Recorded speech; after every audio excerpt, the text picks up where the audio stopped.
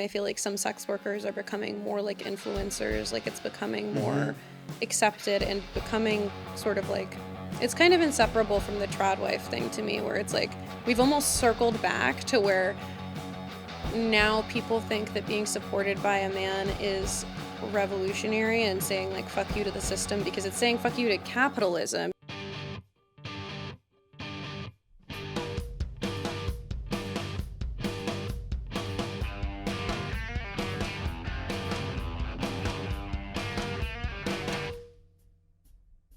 You're on Team Human, conscious intervention in the machine.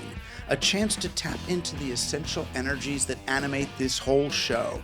Leave the intellectualism behind and open to the eros. Yeah, you got that right. We're graduating from middle school now for an intergenerational talk about sex.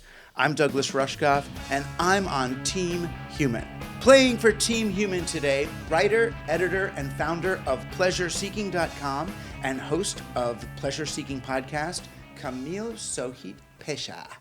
Camille and I are going to talk about her recent trend forecast, The Future of Fucking, how sex has become a new subversion, ethical dating in 2025, and what the heck is going on out there. So strap in or strap on. It's time to intervene on behalf of people and all sensuous beings. I'm Douglas Rushkoff, and you're on Team Human. Thank you for having me. Oh my God, thanks for being here. I got so much I want to speak with you about. And although I know you're New York Times published and written about, expert in these things, I also understand you're a person. And Thank you. Bravely, I persist. Exactly, you do. But all opinions expressed here, may or may not be I'm not really an expert. Right. It's not official. You're a human alive in this. I mean, that's the way I perceive your work. You're a human alive, open to this time, and actively, intellectually, emotionally, and spiritually metabolizing what's happening and narrating it in real time. That's the goal. Yeah, absolutely.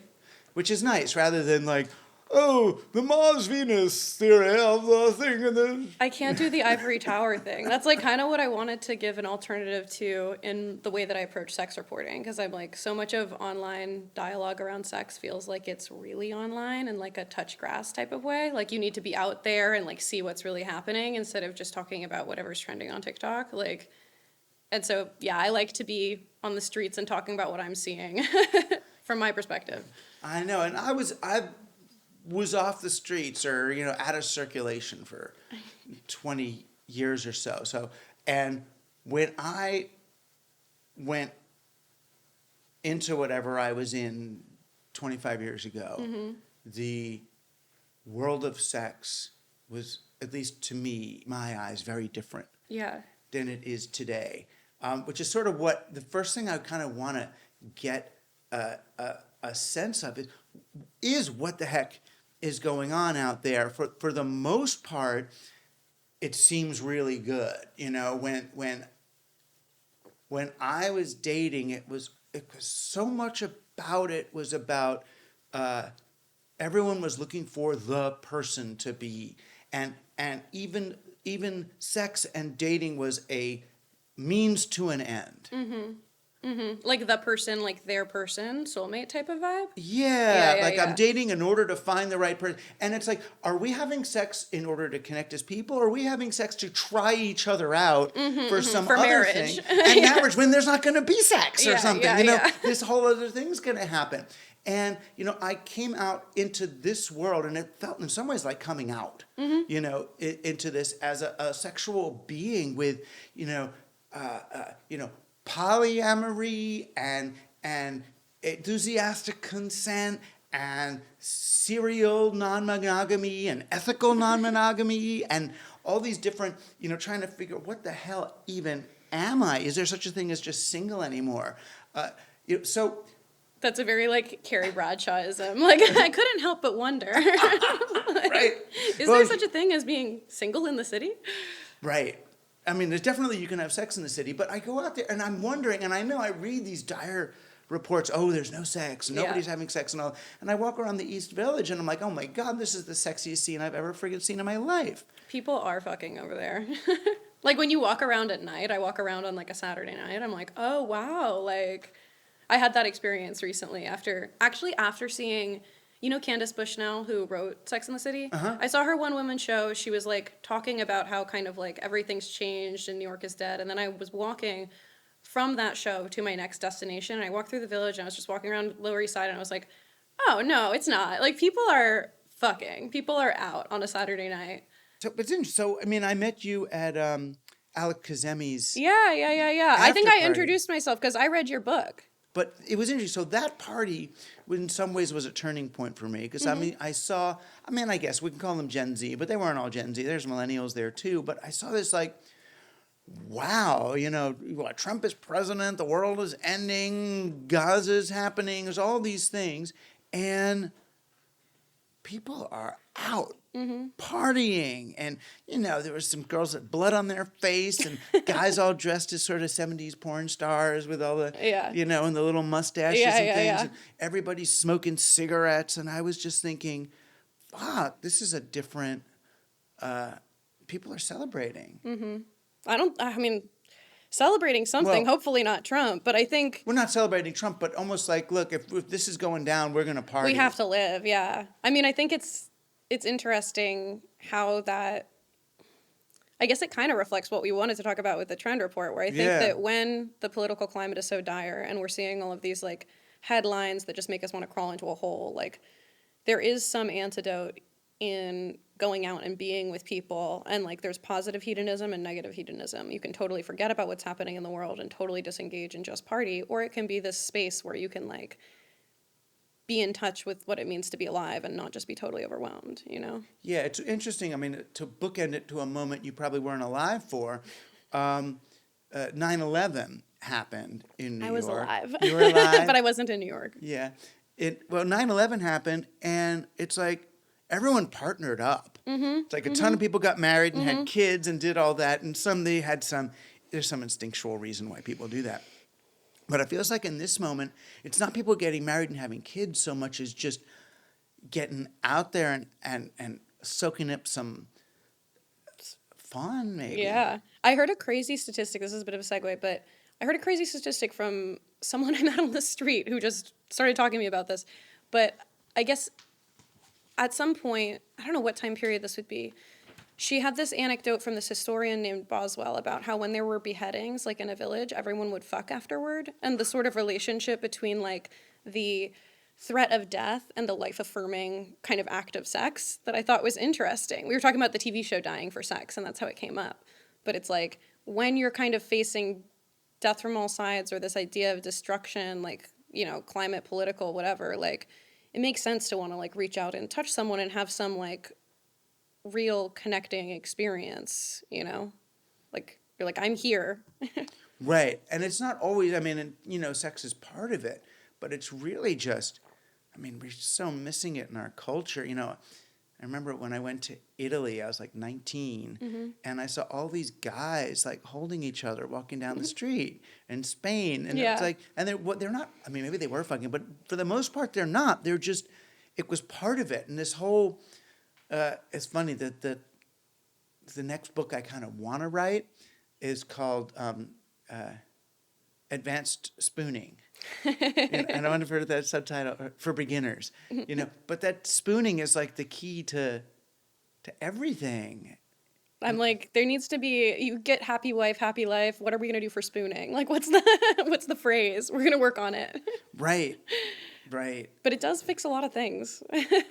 It does, but it's like, it's that reaching out. I mean, I'm going to a lot of kind of ecstatic dance things, which are really sweet, both teeny ones and giant ones, and just people together in spaces. It feels like it's kind of what's called for. Yeah. In this weird alienated moment that we're in. I mean, community is like, I feel like it's one of the few things that we can have for free, you know? Like, you would think. I mean, in New York, but like it's 2-drink minimum. Right. Then it's free.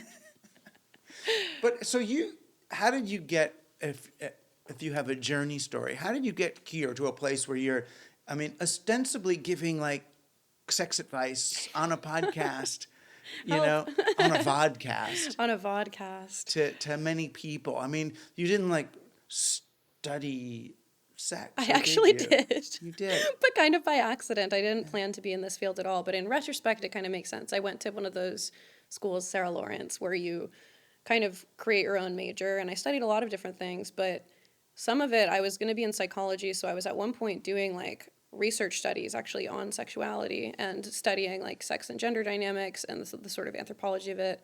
And also the philosophy of desire and sexuality. So I had like a funny little, like, I guess I didn't plan to be in this at all. I thought I was going to be in the art world, and I was for some time until I pivoted to become a writer. But in retrospect, you look back at it and you're like, oh, like this was a core interest that I didn't know how to channel into like a creative field. But like I was always interested in learning about this stuff and always thinking about this stuff. So it kind of makes sense now, but it was an accident that it emerged, you know, in my professional life. Like. And then when did it pivot kind of from writing? Because I mean, I remember the moment I pivoted from kind of writing about pop culture and all to like, oh, now I'm writing about the net. And all of a sudden I'm an accidental net expert. Totally. Yeah.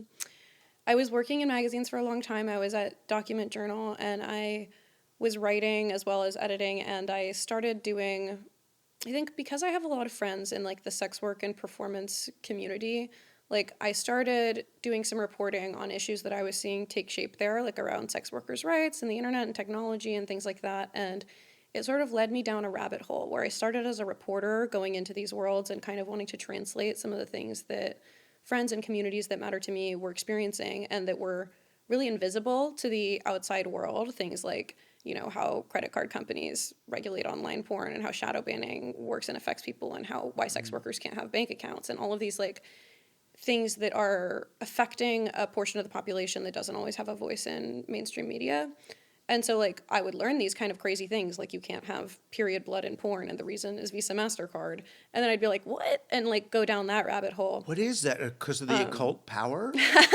They're afraid. They're not ready for it. It's because there's, like, a kind of funny situation where the, like, chokehold, or the choke point, I think they call it, of payment processors determine what you can sell. So if, like, Visa MasterCard is, like, we can't have you selling. Say there's reasons that you couldn't sell a video that say it's abusive or it's like in some way crossing a line that they don't stand with people being able to pay for that kind of porn. The problem is that with like kind of Christian organizations lobbying for what you can or cannot depict, right. Visa MasterCard does not want to like stand with a lot of things that actually aren't harmful. And there's a really like vague and strange way of moderating online porn that becomes like, there's like a list of things that can get you taken down, but they don't publicize the list.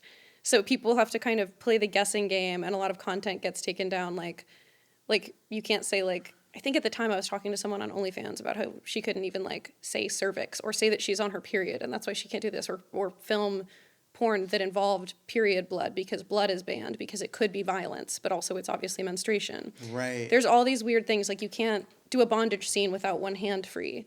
Wow. There's all these. Like, right. I mean, but this used to be like television censors that you couldn't like have two people It used on to the be bed Hays Code. Yeah, if yeah, you yeah. didn't have one foot on the ground or it's something like that though, but that also dictates porn. Like there's a reason that there's not a lot of hypnosis porn. Is there was a lot of like at one point credit card chargebacks. People being like, "Oh, I was hypnotized. That's why I spent all that money online." And the credit card companies are like, "We can't have that." But the interesting thing is, it's not some legal. No, it's not the law. I've talked to lawyers about it. Right. It's private companies determining the flow of commerce, and then the adult industry responding to that because they're not going to make stuff they can't sell. That's kind of heavy, though. It's interesting, yeah. But it's like it's crazy how it affects people who are like, oh, I can't run my business 1 week out of the month because I'm bleeding. You know, that's like a crazy thing. Right. Like, when there's probably a whole segment. There's a of huge guys segment of people who would love that. Yeah, totally. Yeah, it's kind of fascinating, but stuff like that you just hear about through people who experience it. But there's not a lot of, like, there actually was, the Financial Times did some interesting reporting on this, but there's not a lot of information out there and it's kind of niche knowledge. Right. And I got interested in those things and, like, following those rabbit holes. And then I didn't start writing about sex from the personal perspective kind of until quite recently, like a year or two ago, more than a year ago. I was offered a magazine column and it was sort of like, okay, like, what am I going to do? Like, if I'm putting myself in the situation. I've always been like going to these crazy parties and like putting myself in these situations just because I'm sort of interested in it. And then I was like, I think it gave me permission to take my own thoughts and experiences seriously and include those in the piece, as well as sort of reporting on things that I thought were like important, you know? Right. And I think like what I really respond to in other people's work often is these sort of personal narratives, like things that are close to the bone and that are like hard to write about, but you take a chance and a bunch of people are like, oh, I had that experience too. So I tried to kind of go toward what scared me. The first really personal column I wrote was about my obsession with my ex-boyfriend's ex-girlfriend and like how we ended up. I had what I thought was a very creepy obsession for a long time with like, I would like stalk her on social media and stuff. Long story short, we ended up, one of my exes confessed that they had a crush on me and had for many, many years. And I had been stalking her on the internet this whole time. So I was like, wow, it's mutual. Yeah. So there was like, it began this investigative piece. I interviewed my exes and like did this sort of participatory journalistic thing where it was like starting with my obsession to like actually understanding how it was mutual and how for both of us it was actually a kind of, it was not about jealousy, it was actually about kind of having a crush on each other. And that sort of as a queer awakening. Yeah, I mean, it was like what was crazy to me is I thought it was this one-sided thing this whole time. And then this person sent me this kind of crazy text confessing like a 7-year crush. And I was like, what? Like I thought the whole time that I was completely alone in this experience, but actually it was like a two-way street. Right. So I thought, okay, maybe more people are having this experience. Like maybe more people, you know, are obsessed with you hear about the jealousy of stalking people on Instagram. You know, it's a huge part of the world now. But like, for me, it wasn't just jealousy. I just kind of got parasocially fond of these women where I was like, first I was stalking them and then I was like, you know what? They're great. Yeah. You know, what are they up to? And I feel like. So your ex has good choice in women. Yeah, great taste in women. And ultimately, I mean, I like them better than I liked the ex. Yeah. But I ended up writing about that. It was pretty personal and it was like, I think pretty exposing in a certain way that had a lot of people messaging me being like, I do this. And a lot of people came forward and were like, oh, like I thought I was the only one who did this. And that to me was a taste of like, it's worth putting yourself out there if it gives other people permission to talk about something that they thought they were completely alone in. Yeah. So for me, that was kind of a high to be able to connect with also all the amazing bisexual women of the internet. It was like a perfect honeypot. All these women messaged me being like, I too am bisexual and stalk my ex's ex. I was like, wow, that's so great. We should get drinks. But right? You don't need an app. You are the app. Yeah, right. Seriously. Yo, this is an advertisement. Douglas Rushkoff has entered the world of commerce, both because someone has finally seen fit to sponsor a cantankerous, anti-establishment neo-hippie Gen Xer, and because I finally found a company worthy of the team human Oompa. Everyone's Earth, maker of Kobe dryer sheets, is as obsessed with environmental sustainability as we are and using less unfriendly energy consumption in a week of operations than we are in recording a single vodcast in this air-conditioned studio. They've thought of everything in their supply chain, from labor and energy to biodegradability and marketing. That's why they're promoting us. So go to KobeDryerSheets.com and get yourself some of these puppies with a 10% discount by typing in the code RUSH10. That's RUSH10. End of advertisement. But that was how I started writing more personally. And then I did like another big piece about going to this very expensive sex party. That's like, you had to pay for it?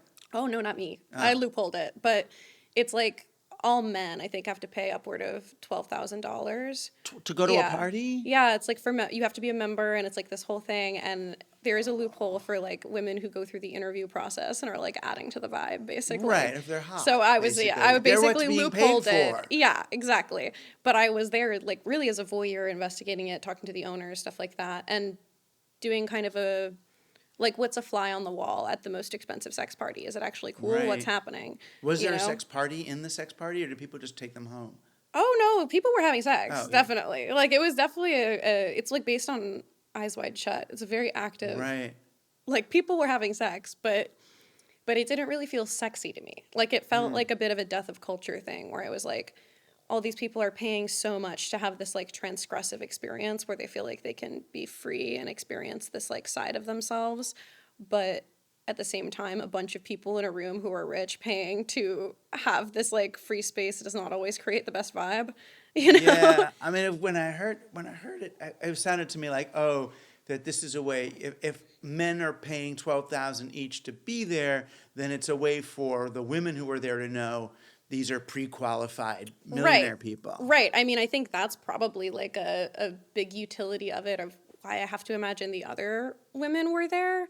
It's not like the women are paying to get in other than couples. Right.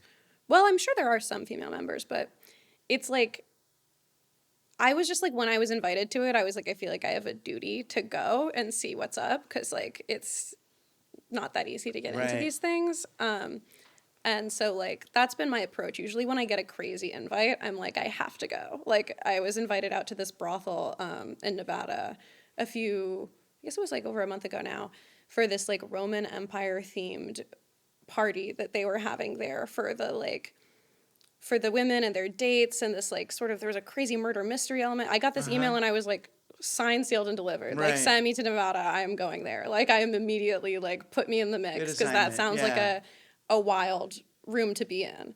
And I found that really fun, because I think it's like, there are a lot of amazing theorists and a lot of amazing reporters, and I think where I excel is being willing to just throw myself into a situation, and that's something that I can like, I don't know what it is about my personality that I'm willing to do this. But I'm like, I really kind of like love being in a ridiculous situation. And I think a lot of people would like to know what's going on there, but they don't want to do it themselves, you know? Well, when you say ridiculous, do you mean potentially dangerous? Like that you... I mean, I think I probably should be more worried about that. I realized that even the people at the brothel, which was very safe, were like, girl, you came here alone, you know? Because it's like an hour and a half from Vegas. You like drive into the night in a black car.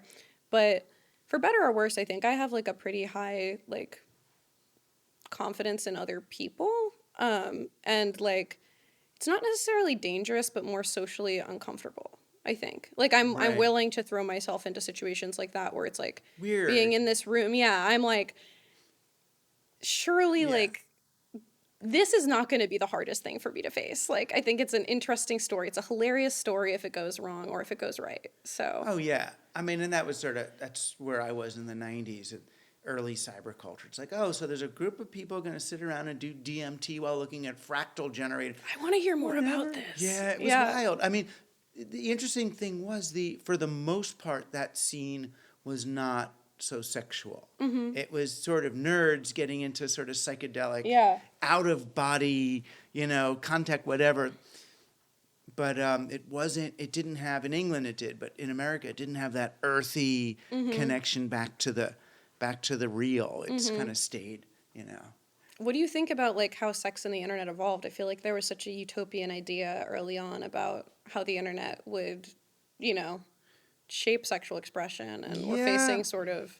it's like all the part about how we're going to be honest about who we are. You can be a dog, I could be a woman in a mud and pretend I'm this and whatever.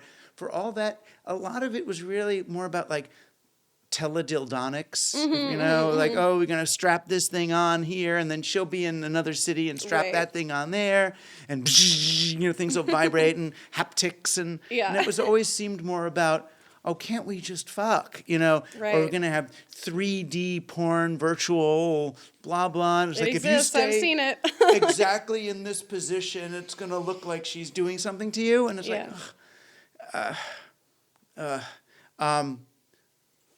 it was for me, it was almost part of the dead end of the net itself, that we used it for the opposite of what we could have. What would be your dream for how it could be used, like, I guess in regards to sexuality? So I hear so much about like kind of, I think there was a seed of thought at that time of like it, like you said, this free space for like kind of expression and finding of other people in like niche communities or subcultures, like that you were like able to be whoever on the internet. I would think it's, and it's also to practice. If I want to feel what it's like to be gay or this, and I'm afraid to actually go do it. You just go into a gay room and be there and hear what people do. And, the beauty of the net was honestly was that you could lie. Mm-hmm. That was the good thing. It was a play space, and once I remember when they started to put banking on there, I was like, no, don't do that, because now the whole thing's going to have to get grounded in reality and verification. Yeah. It was a place where you could be anybody, but now there are, and I've been to a couple, there's places I can go and be anybody too, and it's like, on one hand, I feel like we're in Berlin 1925, that this is, House of Yes and this and that, and the stranger parties that'll happen where anybody can be anything and you wear fetish things and you try this and try that. But then it's like, do you feel like this is this newfound experiential fetishistic nightlife scene is whatever they call it, end of the cycle? Or do you feel it's the birth of something positive? I keep worrying it's like what was that Babylon show? Yeah. Wait, do you mean Babylon, when you say Berlin. Newfound? Well, is it are we birthing something new, a genuinely liberating, healthy? I mean, for some of the stuff I've been doing, I went and did this thing called Liquid Love. Have you heard of that? No. It's basically people like lie on this big, I mean, it sounds gross, but it isn't. Well, maybe it is. They just have like coconut oil and people and everybody kind of just touching each other. But these new ways of experiencing each other, new kinds of parties where people are having sex at this party. What is that? I mean, it can be gross, but it could also be like, yeah, I would argue God that bless. it's not necessarily new, right? People have been having sex parties, though I think there's a bit of a resurgence in interest in it lately. I heard it described in quite an interesting way, actually, talking to someone last night about why so many people they know are going to sex parties, not just for freedom of expression, but because it's like in a life that is so scheduled in, it's like, oh, here's a place that I can go to express this part of my identity, wow, oh, here's like a place in a compartmentalized. way. And I thought yesterday I was also talking to the madam of the brothel of Sherry's, and she's an amazing woman, Dina. But we were talking about the trend she's witnessed within this like very famous like 50-year-old brothel, and she was saying they were seeing an upswing of female clients, usually like really ambitious business women who are like, oh, I go to the brothel to like experience this side of my sexuality, and the rest of the time I'm kind of like busy. And I think that kind of, those things link together in my head of like, what if you're not just going to a sex party to like, I guess, expand the boundaries of what you want? Maybe that's just the place that you go now to like experience sexuality, if it's like not really integrated in the the parts of your life. I don't know. Go to church on Sunday. Yeah, you go to the sex on party. Monday, You're like, okay, here's see my stockbroker Tuesday. Yeah, I mean, it's kind of wild to think of that way, because that also wouldn't be my, like, I like going to sex parties, but that wouldn't be my first choice for like, this is the easy way to do it. But Right, I'd rather life be a sex party. Right. Like, I prefer that sort of less constrained approach, but I think that was true for the people paying for this particular sex party. Is they're like, oh, here's the place where I can like go wild and have this free space where like, one, it was super discreet. Like the big thing that they're paying for is if they're famous or high profile is everyone checks their phones. No one can in any way, like you get booted from the club if you talk about it. Even the owner of the club got booted from the club for talking about it. So it's like, I think people are seeking a place that they can freely express without worrying about like internet surveillance or like being canceled or having it. Do you know, like maybe the in-person is what the web used to be, where you used to be able to be online and be anyone and not have it traced to you. Now it's all traced online, and I think maybe people are seeking in-person places where they can be anonymous. And that's the fun thing, isn't it? Yeah. It's sort like of a flip. reversed. Yeah. It is. We used to use the internet as this sort of secret club place we'd go. It had a barrier to entry, and you'd be there. And now it's like everybody and Musk or whoever are up there. But I feel like, so let's just take back the real world. Totally. You go, take the net. Yeah, I think we need to have a real world coup. Right, you can have the net if I can have the East Village, right? Totally. Oh my God. So you also mentioned a couple of times, you mentioned like sex work. And it seems to me there's been kind of a blurring of the line between sex work and I don't even know what to call them, quid pro quo relationships. Mm-hmm. So there have been a couple of people I've spoken to who are like working on an art project, or we're trying to get together a thing, and then it gets dropped in is, well, one way you could support our work is I'm doing some basically sex work to support our Wait, who's saying this? Like young women to me. They're saying you should do sex work? No, that they do sex work. In other words, it's sort of like a seeking arrangement. I see. You're over 50 and I'm under 30 and whatever, and I'm supporting my art project. And one way that you can... they're trying to make a type of patron deal with you? Yeah. I mean, definitely that economy has, like, sort of shifted with the like, popularization of OnlyFans and of, like, more wide acceptance of sex work. And then, like you're saying, the blurring of the lines where... I think there's a funny thing happening where sex work used to be, like, untouchable, and now a lot of people, even if they don't identify as sex workers, are talking about being a high-value woman in a relationship with a man who's going to pay for their lifestyle. This whole, like, stay-at-home girlfriend thing versus, like, that used to be, like, sugar baby, Right. It's all been very rebranded and also, like, repositioned as sort of, like, empowering to... It's almost like... Everybody. It's almost like demanding money from men now has become repositioned as a way of, like, respecting yourself and your value, where in the past I think it used to be more stigmatized and shamed for, like, selling access to you or something like this. And, like, in some ways I think it's positive because obviously the stigma that affects sex work is, like... I mean, it really affects sex workers' lives in a huge way. In another way, it's kind of funny. It's like almost like whitewashing it or something, where now there's all these girls on TikTok being like, and this is how to get him to, spend all this money on you. Or like, oh, I would dump him if he wasn't a provider. Or did you see the movie The Materialists?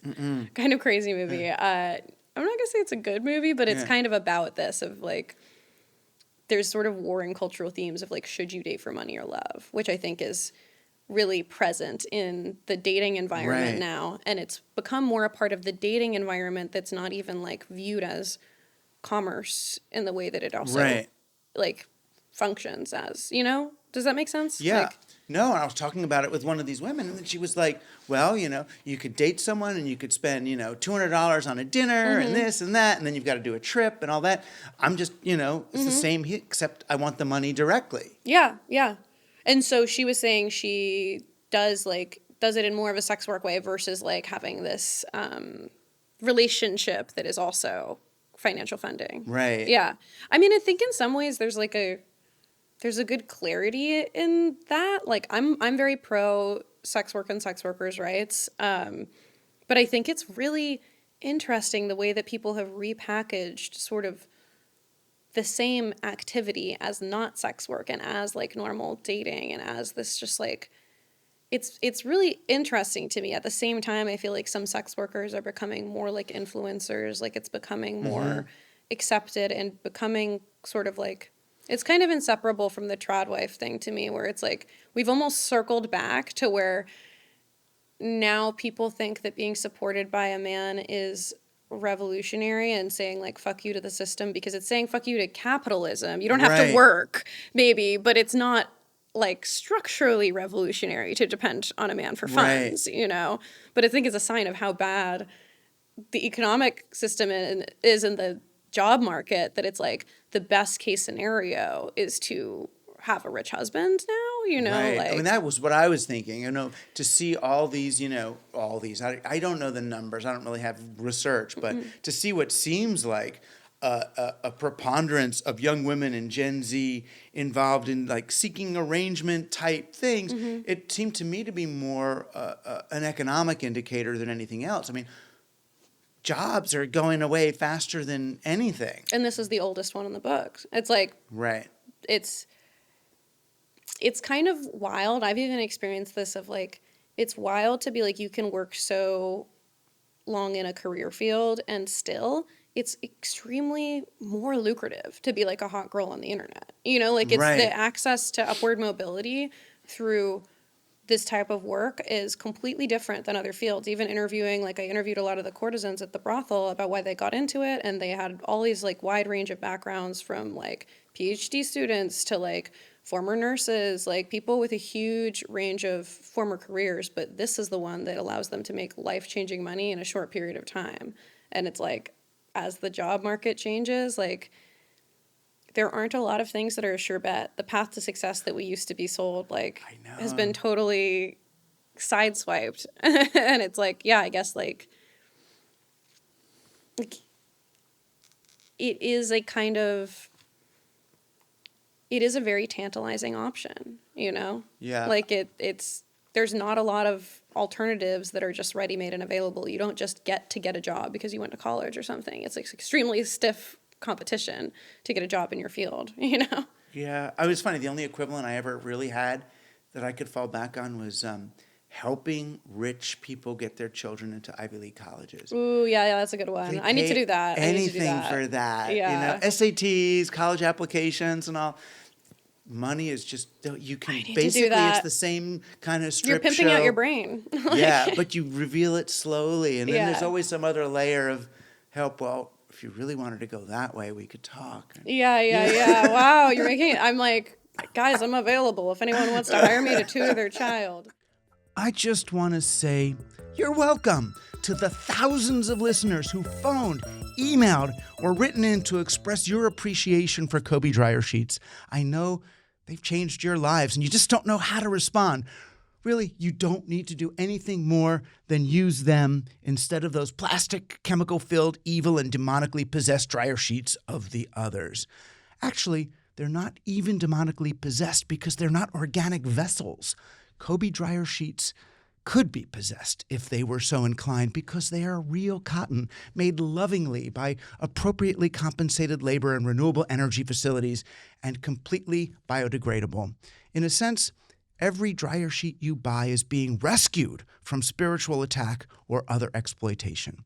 You can get a 10% discount by going to KobeDryerSheets.com and using the discount code RUSH10. But now with the pleasure seeking, of course, the millions that are coming in. Yes, the millions. The millions. not views, definitely money. Very well. So there was one thing when you were talking in the Future of Fucking survey, I guess we can call it, or study, which people should go look up at pleasureseeking.com. It's pleasure-seeking because despite my millions, I haven't ponied up for the domain name without the dash. Oh, my God. There was once where you said, with the political landscape growing darker, sex is starting to feel subversive again. Rather than a neatly packaged empowerment narrative, we're seeing a return to transgressive, messy, unapologetic sexuality, one that's less palatable and more perverse. I hope. This is me manifesting. Is it? But I think, like, I mean, do you have a question about it, or should I just launch into it? Launch into it. Like, there was a sort of interesting moment with sex positivity and feminism when I was kind of coming up. I think it was really cool to be like basically sexuality was suddenly framed not as degrading for women but as liberating, and there was this sort of like pro-slut narrative of like go forth and like experience pleasure, right. while at the same time the orgasm gap had not been closed. A lot of women were going out there having casual sex thinking I'm going to feel empowered and coming away they're not even coming, first of all, and this guy's going to ghost them. It's like the environment became sort of like, I think there was this sort of false dream of empowerment that was sold to women before we were really there in the way that the sexual culture was functioning. And then I think a lot of people got like, around the same time, dating apps became very popular. There was like suddenly massive access to this like new hookup culture.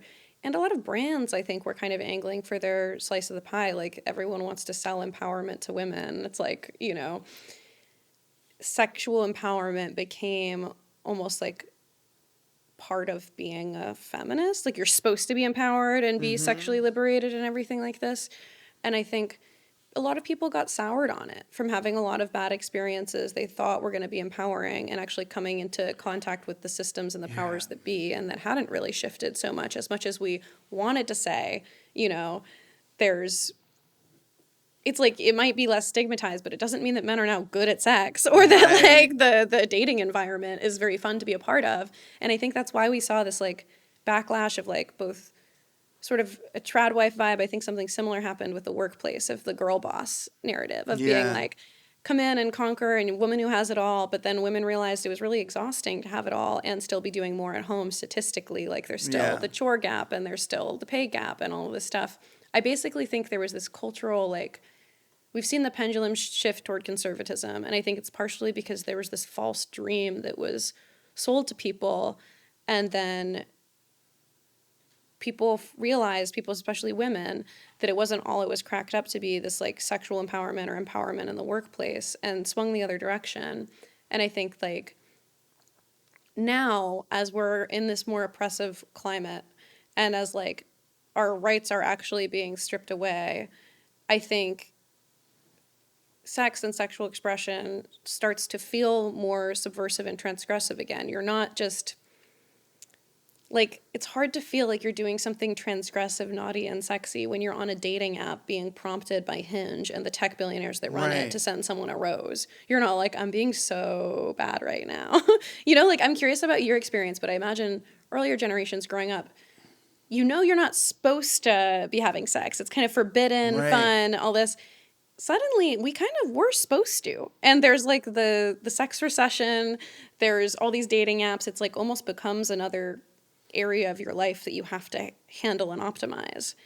And like, and then you're almost questioned about it.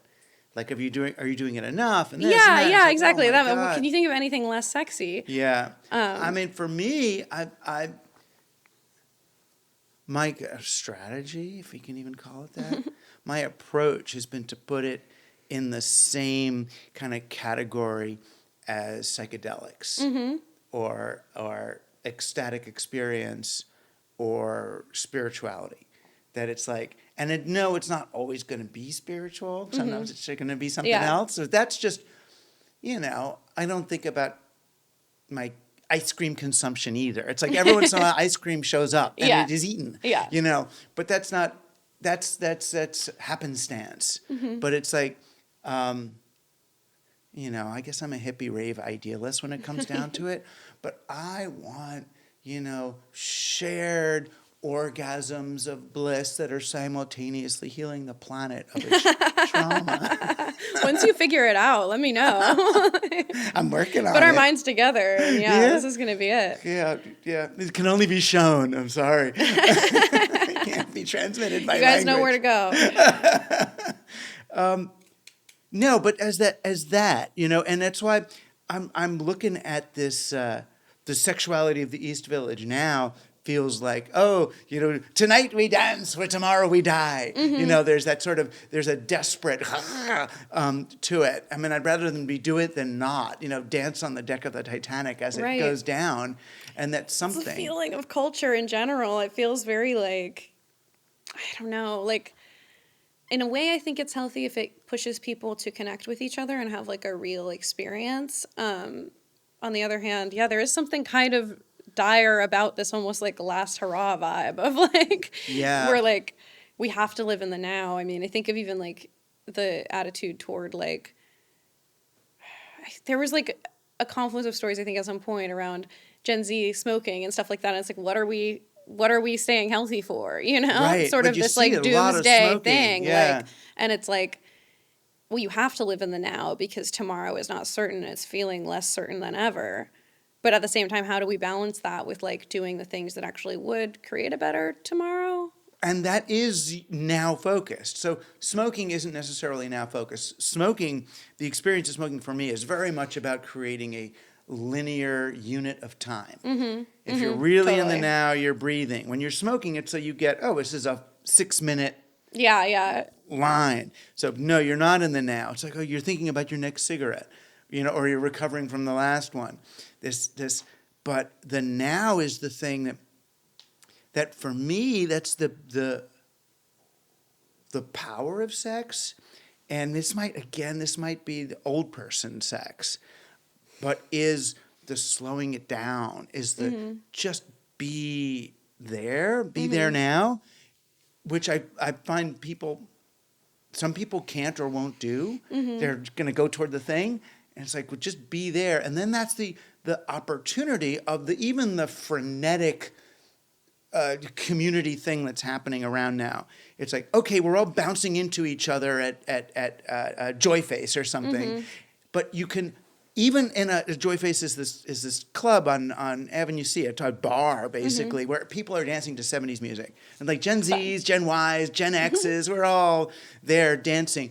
And you can, even in that frenzy of post-apocalyptic fear, you can experience, like when the film slows down and you're just in there, you can have that extended moment. So I'm hopeful that even in its frantic intensity, that these deeply social, they give people that moment to go, wow, I'm sitting on St. Mark's Place, it's closed, and there's all these people, and yeah, they're NYU students, and so what the fuck? We're here. You know? Totally. I mean, I think that is a power of partying and of nightlife. I think Sophia Giovannitti put it in an amazing way in her book Working Girl, which is like a memoir of sex work and theory. It's also really a critical theory book, but this was not explicitly in regards to partying, but she talked about carving out these spaces outside of empire time. And it's kind of these spaces outside of like the capitalist grind where we can be in this space of like presence and community. And I think that like it feels really radical. It might not have the direct, impact of like on policy or anything like that, but to create the ability to be radically present with each other and to be like outside of the conditions that we're all laboring in the rest of the time. That's something that I'm really interested in doing, like with events and with the spaces that I want to inhabit, is to create space like that because I feel so much more sane afterward. And I think a lot of people are craving that. But that's the radical subversion that I don't know that you were referring to in that one, that it's not the radical subversion of sex is dirty. It's the radical subversion of we are in this moment right now. And it's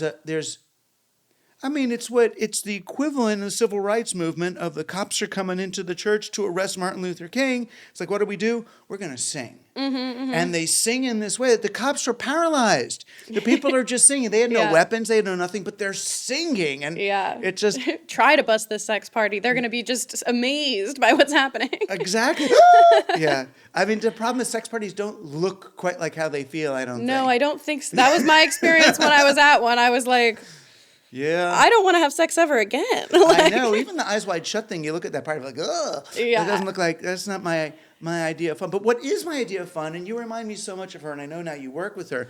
See, I interviewed I used to have a radio show on WFMU called The Media Squad. And one of my first guests was Molly Crabapple. My queen. But now you're doing stuff with the fact that you found Molly is just, and Molly and I have been friends for a long time. Yeah, she and I met literally doing graffiti together. Oh, wow. Yeah, so we were just getting in trouble around the pandemic when the streets were empty. But we met through our mutual friend, Caroline, who was also doing graffiti. The two of them got arrested together. I didn't, so lucky me. But got out. What was I going to say? Molly is a big inspiration. Like, she has successfully done something that I think is incredibly valuable in merging her interests in these different worlds. Like, we were talking about this the other day, like, people who are insulated in one world, like the art world, sometimes don't realize their parties aren't good. And they need some people in the other worlds, like the nightlife scene, to bring that energy. And then sometimes you're at a party that's like all nightlife people and you're like, I can't talk to anyone here. And it's not, like, I literally love the nightlife community, but I think the cross-pollination is really essential. Yeah. And when you can do something that brings people outside of their comfort zones, the people who are here for the art are being brought into contact with a different cultural experience that's outside of their comfort zone. And the people who are in this nightlife world, which is so different, are experiencing a different kind of art. Like, I had this from both sides at my last reading, where people who worked in the nightlife scene were like, I really am not a readings person. I hate, like, literary readings typically, but I really liked this, And that's great to me. If you can find something that plays for both sides and that, like, demystifies. Totally. Because so many literary events I'm at, I'm like, wow, you have to really care about being someone in the literary scene to get anything out of this. Like, it sucks to be at an event and be like, everyone else has drunk the Kool-Aid, but I think this is a bad party. Or they know something, or they read Derrida and now can relate to it and I can't. These are Kobe dryer sheets. I never used a dryer sheet before in my life, so I have no basis of comparison. I once opened a box of Bounce and got so sickened by the chemical odor, triggered even, that I just left them in the laundromat. And that's before I knew how those things ended up contaminating our landfill, rivers, and placentas with microplastic fibers and other forever shit. Then I met this guy, Tom, who was shooting a video in the studio downstairs, and it was for these dryer sheets that are part of a new movement to make 100% biodegradable cotton products that are good for people. He was interested in sponsoring Team Human, so I tried these things, and they're actually good. Not just the essential oils that scent these things, but the sheets themselves. They smell good, they feel good. You won't find their residue polluting the placentas of women around the world, just biodegrading and growing into new life. Use the discount code RUSH10 at KobeDryerSheets.com and get a 10% discount. It's all in the show notes. I started this open mic night called Mic Check, where people are doing rant as performance. So you bring a PowerPoint and you rant about something. That's so fun. I've been wanting to do like a segment on pleasure seeking that's like your Roman Empire. Like people rant about something that just is like lodged in their brain. You know? You're invited to do nights. Oh, maybe I will. Maybe I'll come rant. It'll be great. But that's the thing, to then combine with the sort of the decadent dance people night scene, the sort of more they need the nerds that's too. That's what I'm trying to do with my literary readings as well. Is it's like I think regrettably a lot of writers don't know how to party, and they know how to drink, or they know how to drink. Right. But it's like I think the right ratio of a party should have some people who are pretty different from each other. You know, like there really should be people from different walks of life, or it becomes this hobnobby insider event that like you have to know X, Y, and Z person to even have a reason to want to be there. If it's like a clout chasing event, I hear this a lot. Well, then nobody's there for the event's own sake. Exactly. So they're not just having fun to be like present. They're there to network, and then it becomes very spoiled and just like bad vibe. And like that's what I'm trying to do with the salons that I'm throwing at the Chelsea is like, and that's with Molly. Molly actually read in my last one. So, but we want to do a reading together. So stay tuned. But this one has been. So you're doing the Chelsea Hotel. What space in there? My friend Tony, who connected me with Mike, is an amazing photographer. I don't know if we're allowed to talk about this. Probably we are. But his name is Tony Notarberardino. Amazing last name. And he's been documenting the hotel since like the 90s, sort of as a photographer. And he has this amazing space I've been going to for a long time. He is sort of the nexus of a certain nightlife community in New York where a lot of performers in the burlesque scene, like who, you know, are on stage at House of Yes or at the Box, go to Tony's afterward to kind of perform for each other and put on these private shows that's like for the community. But it's this amazing, like super safe sort of bohemian enclave in a historic apartment. It used to be Dee Dee Ramone's. Like, it's an amazing spot. You should come see it. It's not far from here. And it's just my favorite place in the world. I've been going to his parties for like 6 years. He's like single-handedly keeping New York alive. And we were talking about it, and we were like, you know what? He always throws my birthday parties there. So I've done my birthdays there the last couple years, and people always come away with like so many stories because we'll do burlesque shows. Like my friends would perform, and it would make a strong impression. Yeah. Some people fainted. It would make a strong impression. And I go to so many literary readings where I'm just like, they should invent a literary reading that is good. You know, like so many of these are like, I want to love it because I love literature, but when I hear it or when I'm in this environment, my brain's just like static. I'm like, I can't enjoy this. So now I've been doing a variety show where it's like half burlesque, half readings. So we'll alternate between like burlesque and drag acts and readings. Like the last one was around the theme of desire, and Molly was one of the readers. And it keeps everyone pretty alive, keeps them guessing, and brings a totally different energy to the space. And people leave feeling like they had an experience and they saw like something that they never would have expected, instead of just like hearing something read out loud that they could have read on paper. It really makes it like this, especially the historic space and just the vibe that Tony cultivates there. Like we partnered on the last event and used the proceeds to pay our performer friends and like to kind of give back to that community. But it is available to pleasure-seeking subscribers. That's the you have to be a pleasure-seeking subscriber to get in. Great. But for me, that's been really enriching to be able to live in that kind of interdisciplinary space that makes use for me of my actual interest in both of these worlds. Like it's enriched my writing so much to be a part of these scenes. I've interviewed these performers and stuff, and they're all amazing creatives, and they get to do a different type of performance, a different type of craft, and push themselves and do this like really body focused work that's so different from the work of writing and editing. And I have found being in person, being in these spaces, talking with them and being part of their world, you know, to be so enriching, and I want to share that. And so for me, it's like a real labor of love to do these events at the Chelsea, because like it is a space that doesn't exist a lot in New York anymore. It's not like there is a thriving subculture in the Chelsea Hotel outside of what Tony has, you know, like allowed to continue. He's really the person who is like holding that torch now. And yeah, I'm super grateful to get to do it and to bring creatives together in that space. But I'm totally on the same wave as you were, and as Molly, of like the more different types of performance and art that we have going on, the better. Like these things should be cross-pollinating. We should not be siloed. Like it's so inspiring, I think, for everyone. Yeah. Well, thank you for holding the torch as well. I have to say, Tony's really holding it, but he gets to pass it to me once a month. But you're taking a torch. You took you're running with Molly right now, and it's inspiring. It's inspiring. All is not lost, you know. As long as we can touch, taste, feel, you know. The Eros is not. I mean, it's pleasurable, but it's also essential. Yeah. It's power, and it's political, and it may be beyond the Lysistrata myth. You know, there's a way for those of us who choose to channel. And fan the flames of Eros. There may just be more going on there. Yeah, I hope so. It's accessible to us all. For $6 a month if you join Pleasure Seeking. Oh, right. Well, first of all, right. I mean, even to get on the path, follow the yellow brick road. No associations. Don't sue us. Go to pleasure-seeking.com. Find out more about Camille, and I'm a member probably, but if I'm not, I'm paying at least the $5 a month so that I get invited to the parties too. So I will see you there. Thanks, Camille, so much. Of course, thank you for having me. This has been so fun.